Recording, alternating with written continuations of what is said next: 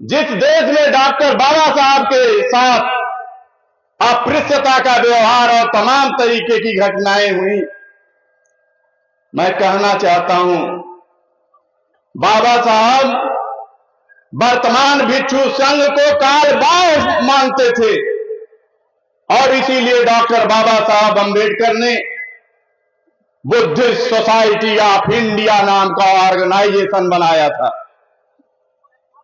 मैं इस मंच के माध्यम से आपको बताना चाहता हूं और ये संदेश देना चाहता हूं कि 6 दिसंबर 1956 को डॉक्टर बाबा साहब अंबेडकर की स्वाभाविक मृत्यु नहीं हुई थी।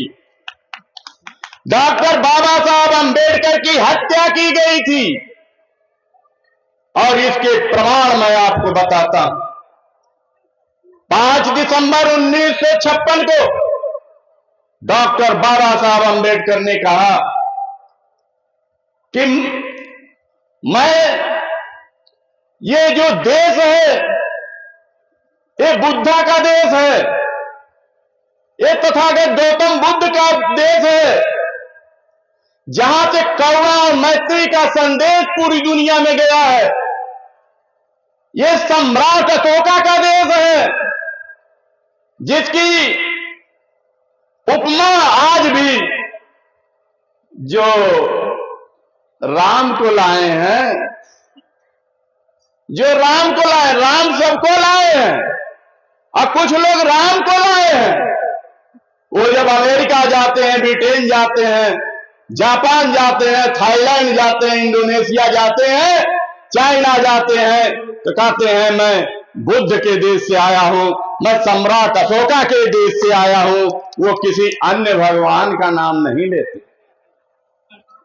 मैं ये कहना चाहता हूं, बाबा साहब अंबेडकर ने कहा जिस ब्राह्मणवादी व्यवस्था ने बुद्धिज्म के विचारधारा को समाप्त करने का काम किया, मैं 2 साल के अंदर इस देश को बुद्धमय भारत बनाऊंगा। दूसरा कहा बुद्धिस्ट कंट्रियों से मदद लेकर मैं पॉलिटिकल ऑर्गेनाइजेशन बनाऊंगा, राजनीतिक संगठन बनाऊंगा। मैं देखना चाहता हूं एक कांग्रेस जो ब्राह्मणवादी व्यवस्था को स्थापित करना चाहती है, लोकतंत्र को नष्ट करना चाहती है, लोकतंत्र के सिद्धांत को ध्वस्त करती है। लोकतंत्र का सिद्धांत क्या है? भारतीय संविधान हमें कहता है कि अगर रिप्रेजेंटेटिव डेमोक्रेसी है, इसका मतलब भारत के जितने भी नागरिक हैं, उन नागरिकों को उनकी संख्या के अनुपात में तमाम संवैधानिक क्षेत्रों में अगर हिस्सेदारी मिलती है, उन्हें नौकरियां मिलती है, उन्हें वाणिज्य में हिस्सेदारी मिलती है, जुडिशरी में आपकी हिस्सेदारी मिलती है, तो वास्तव में यहां पर लोकतंत्र है। अगर ऐसा नहीं है, किसी एक वर्ग का कब्जा है, तो वो लोकतंत्र नहीं, इस देश का नौटंकी तंत्र है। मैं उसे नौटंकी तंत्र कहूंगा। मैं आपसे पूछना चाहता हूं कि भारत का प्रधानमंत्री खुद कहते हैं कि मैं 80 करोड़ लोगों को चावल और गेहूं देता हूं, तो लोकतंत्र का क्या मतलब है कि लाइन लगाकर वोट देने का काम लोकतंत्र है? नहीं। डॉक्टर बाबा साहब अंबेडकर ने one man one vote one value के सिद्धांत पर इस वोट की शक्ति को लेकर आए थे। ये हमारे बहुजन समाज को, जो विक्टिम ऑफ सोशल सिस्टम है, जो वर्ण व्यवस्था के द्वारा, जो जात व्यवस्था के द्वारा दबाए गए लोग हैं, कुचले गए लोग हैं, उनको इस देश का हुक्मरान बनाने के लिए ये वोट का सिद्धांत डॉक्टर बाबा साहब अंबेडकर ने दिया। लेकिन आज तो हम गुलाम हैं, यानी 80 करोड़ लोगों के पास इतनी क्रय शक्ति नहीं है कि वो 2 वक्त का भोजन ले सके। मैं यहां पर कहना चाहता हूं कि गुलाम भारत में हमारे लोग अपनी बहन और बेटियों की शादी इज्जत के साथ करते थे। आज गवर्नमेंटें हमारे समाज के लोगों को गवर्नमेंट अनुदान दे रही है और सामूहिक विवाह कर रही है, हमारी मां बहन बेटियों की विवाह हो रही है। यानी गुलाम भारत से बदतर हालात में हम आजाद भारत में पहुंचा दिए गए। तो मैं कहना चाहता हूं कि बाबा साहब अंबेडकर पॉलिटिकल ऑर्गेनाइजेशन बनाना चाहते। 6 दिसंबर 1951 में डॉक्टर बाबा साहब का बिहार का जो गांधी मैदान था उसमें आर्यन चंदापुरी के कहने पर पिछड़े वर्ग का अधिवेशन किया था, लेकिन उस अधिवेशन में पत्थरबाजी हो गई थी। भोला पासवान के कहने पर पत्थर मारा गया था और बाबा साहब अंबेडकर को चोटें भी आई थी। उसकी फोटो भी आज आर्यन चंदापुरी, राम लखन चंदापुरी के जो लड़के हैं उनके घर में है। उस वक्त के जो फोटो है वो फोटो आज भी किताबों में उपलब्ध हैं। ये 3 ऐसे कारण थे जिसकी वजह से 6 दिसंबर 1956 को बाबा साहब अंबेडकर का अचानक सूचना मिलती है कि ये तो परिनिर्वाण हो गया। मैं कहना चाहता हूं बाबा साहब अंबेडकर का परिनिर्वाण हो गया तो डीआईजी सक्सेना की जो रिपोर्ट थी बाबा साहब अंबेडकर का किन कारणों से मृत्यु हुई, किन कारणों से डेथ हुई, वो डीआईजी आयोग की सक्सेना की रिपोर्ट आज तक प्रकाशित नहीं हुई है। भाई मैं ये आपको बताना चाहता हूं। दूसरी चीज मैं बताना चाहता हूं, बड़े दुख के साथ कहना चाहता हूं, बड़े कष्ट के साथ कहना चाहता हूं। डॉक्टर बाबा साहब अंबेडकर ने लाखों लोगों के साथ बुद्ध धर्म को स्वीकार किया, लेकिन कार्ल मार्क्स की जब डेथ हुई तो उसके केवल 13 लोग थे और 13 लोगों ने कार्ल मार्क्स की डेड बॉडी के सामने संकल्प लिया कि ये कार्ल मार्क्स का जो विचार है इस विचार को मैं पूरी दुनिया में फैलाने का काम करूंगा। तो आज कम्युनिज्म की जो विचारधारा है वो लगभग आधी दुनिया में कब्जा कर लिया। मैं कहता हूं लाखों लोगों ने बुद्धिज्म को स्वीकार किया, विचार बुद्धिज्म को स्वीकार किया, लेकिन दिमाग बुद्धिस्ट नहीं हुआ, बुद्धिज्म का आचरण नहीं हुआ। वो भाग्य भगवान और देवता देवी पाखंड में आज भी फंसा हुआ है। तो किस आधार पर कहा जा सकता है कि जो है वो लोग जो है अनुयायी हुए? कार्ल मार्क्स के 13 लोग अनुयायी थे और ये जो लाखों लोग हैं ये लाखों लोग अनुयायी नहीं हैं। ये क्या है? ये भक्त हैं। अभक्त लोग 14 अप्रैल को बड़ी बुरी तरीके से उन्हें देखा जा सकता है और नारा लगाते हैं जब तक सूरज चांद रहेगा बाबा तेरा नाम रहेगा। मैं कहना चाहता हूं कि क्या ये नारा सार गर्भित है? बाबा साहब अंबेडकर अपने जन्मदिन मनाने के विरोधी थे। उसका संदर्भ मेरे पास है, इस समय नहीं है, मैं नहीं कह सकता। उन्होंने कहा मेरी जय जयकार करने के बजाय मेरा जो अधूरा कार्य है उस कार्य को पूरा करने के लिए तुम काम करो।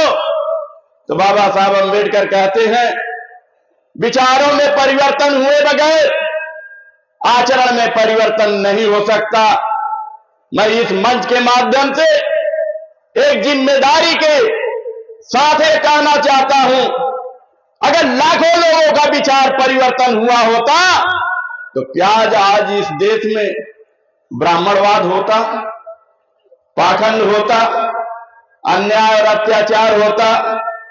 क्या यहां पर शराब की दुकानें होती? क्या यहां पर वेश्यालय होते? क्या हमारी मां बहन बेटियों की इज्जत आबरू लूटी जाती? क्या त्रिशरण और पंचशील में इसका कोई स्थान है? मैं आपसे पूछना चाहता हूं, क्या इनका कोई स्थान है? त्रिशरण और पंचशील क्या है? मैं एक लाइन में बताना चाहता हूं कि शैतान को इंसान बनाने का ये सूत्र है त्रिशरण और पंचशील। आपके अंदर मानवता पैदा करने का। बुद्ध ने कहा कि प्यार से किसी का काम नहीं करना है, करुणा के साथ करना। करुणा और प्यार में अंतर है। प्यार क्या है? मेरे एक मित्र है मिस्टर राम, उनका घर जल गया। मैं डॉक्टर अकमल वहां पहुंचा। इंसानी भाईचारा के नाते मैं चाहता हूं इस मुल्क में इंसानी भाईचारा कायम हो, इस देश में समता, स्वतंत्रता, बंधुता, न्याय पे आधारित समाज और राष्ट्र का निर्माण हो। मैं चाहता हूं बुद्धमय भारत हो। मैं चाहता हूं पंचशील के पालन करने वाले हों। मैं चाहता हूं त्रिशरण पर अमल करने वाले लोग हों। ये उपासक के लिए है त्रिशरण और पंचशील। जो भक्ति लोग हैं उनके लिए 10 पारमिताएं हैं, अष्टांगिक मार्ग है, उसके बाद विपස්සना है, ये सारी चीजें हैं। तो ये मैं चाहता हूं। मैं क्यों चाहता हूं? क्योंकि इस्लाम मजहब में भी ये सारी चीजें मौजूद है और मोहम्मद साहब ने इसको आदेशित किया है कि अगर तुम शराब पीते हो, तुम्हारा नैतिक कर्तव्य है कि ना पियो, लेकिन अगर तुम पियोगे तो तुम्हें 100 कोड़े तुम्हारी पीठ पर लगाए जाएंगे। इसकी सजा भी है, इसका सजा भी है। ऐसा क्यों है? क्योंकि ये डॉक्टर अकमल अरब से आया हुआ नहीं है। हमारे सारे पुरखे बौद्धिस्ट थे। मैं एक जिम्मेदारी के साथ कहना चाहता हूं। कैसे? तक्षशिला विश्वविद्यालय कहां पर है? वो पाकिस्तान में है। बुद्ध का सबसे बड़ा स्टैचू कहां था? वो अफगानिस्तान में। यानी ये बुद्धिज्म एक ब्रॉड यूनिवर्सिटी, 60,000 विद्यालय, 60,000 बच्चे उसमें आवासीय शिक्षा लेने पूरी दुनिया से आते थे। क्या नालंदा में रसायन शास्त्र, भौतिक शास्त्र जब पढ़ाया जा रहा था उस समय अमेरिका में आग का आविष्कार हुआ था क्या? नहीं हुआ था। हम इतने विकसित मानसिकता के थे, आज हम इतने पिछड़े क्यों हुए? क्योंकि हमने बुद्धम शरणम गच्छामि को त्याग दिया। तो आज आवश्यकता है इस चीज की। हम सब बौद्धिस्ट थे और जब इस मुल्क में पुष्यमित्र शुंगा ने बृहद्रथ की हत्या की, मैं यहां कहना चाहता हूं विनय पिटक में नियमावली तथागत गौतम बुद्धा ने बनाई है भिक्षुओं के लिए। वो ये नियमावली है कि जो है प्रतिदिन आपको प्रबोधन करना है। और वो कौन सा प्रबोधन है? और बुद्ध को कौन सा ज्ञान प्राप्त हुआ? तूने ये ज्ञान प्राप्त हुआ कि ये जो वर्तमान व्यवस्था है, ये वर्तमान व्यवस्था ही दुख का कारण है। ये क्या है? ये अल्पजन सुखाय, अल्पजन सुखाय की व्यवस्था है, अल्पजन हिताय की व्यवस्था है। ये बहुजन समाज के विरोध की व्यवस्था है। उन्होंने 4 चीजें ईजाद की। ज्ञान प्राप्त हुआ उन्हें कि दुख है, दुख का कारण है, कारण पता चल गया तो उसका निवारण कर सकते हो आप। और निवारण अगर कर सकते हैं तो उस दुख को आप रोक सकने में सक्षम हो सकते हैं। तो ये जो बुद्ध का संघ था, जो भिक्षु संघ तथागत गौतम बुद्धा ने बनाया था, ये लोकाश्रयी था, लोगों के ऊपर आश्रित था। चलत भिक्षवे चारिकम बहुजन हिताय बहुजन सुखाय लोकान कंपाय अत्तान हिताय आदि कल्याण अंत कल्याण मध्य कल्याण। यही तो प्रथम प्रबोधन है कि ये भिक्षुओं 5 लोगों को, यहां लोगों का संख्या कम है, मैं कहना चाहता हूं 5 लोगों को बताया, अब पूरा देश बुद्धमय भारत हो गया और पूरी दुनिया में बुद्धिज्म फैल गया। आज करोड़ों की संख्या में बौद्धिस्ट हैं, बुद्धमय भारत नहीं हो रहा है। मुझे समय की तरफ बताया जा रहा है, तो मैं ये कहना चाहता हूं कि काल बाय को त्याग देना है, काल संगत को स्वीकार करना है और प्रत्येक व्यक्ति को त्रिशरण और पंचशील को पालन करना है, इस पे अमल करना है और एक सच्चा और अच्छा इंसान हमें बनना है। और इन्हीं शब्दों के साथ, क्योंकि समय नहीं इजाजत नहीं दे रहा है, इन्हीं शब्दों के साथ मैं आप सबसे विदा लेता हूं। मेरा नाम डॉक्टर सबीउद्दीन अकमल है, मैं मुस्लिम कम्युनिटी से आता हूं और मैं ये चाहता हूं कि इस देश में गंगा जमुनी की साझा संस्कृति, साझी विरासत और भाईचारा जो है बने और ये देश बुद्धमय भारत हो और यह देश सोने की चिड़िया हो, खुशहाली है। इन्हीं शब्दों के साथ मैं अपनी बात को विराम देते हुए जय भीम, जय भारत, जय संविधान, जय ज्ञान, जय विज्ञान, जय जवान, जय किसान, जय का मेरा समाज, ये मेरा अभिवादन स्वीकार करते हुए मैं अपनी